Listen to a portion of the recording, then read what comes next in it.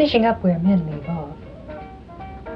Now, carpenters are marvelous, and they do beautiful work for us, but occasionally you get little imperfections that need to be fixed. We're going to lay down our tape here.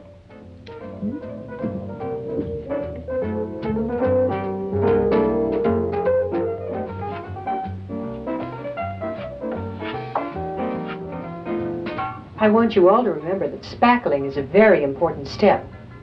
It's kind of like makeup for your cabinets.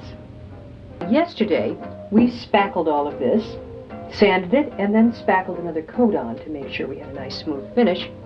And I'm just sanding that last coat and giving the surface of the wood a nice smooth surface to paint on.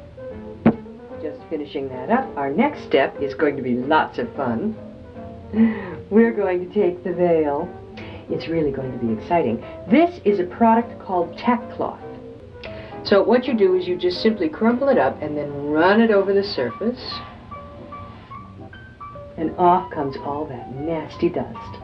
It's really quite simple.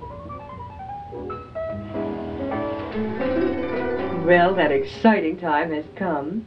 We're going to prime our cabinets.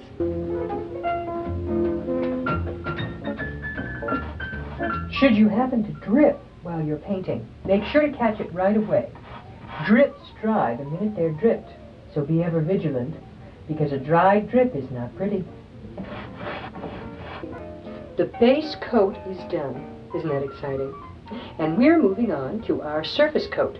After sanding and then using our tack cloth on the frame, we're using a lovely white semi-gloss. Now the reason we're using the semi-gloss is because we want to be able to wipe down the cabinets when we're doing our spring cleaning, and semi-gloss is scrubbable and wipes up beautifully. Onwards and upwards.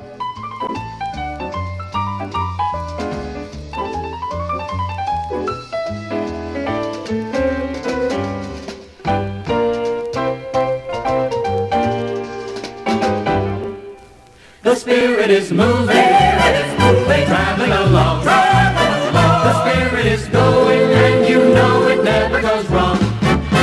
Hold on to the spirit, playing till it sticks. That wonderful spirit.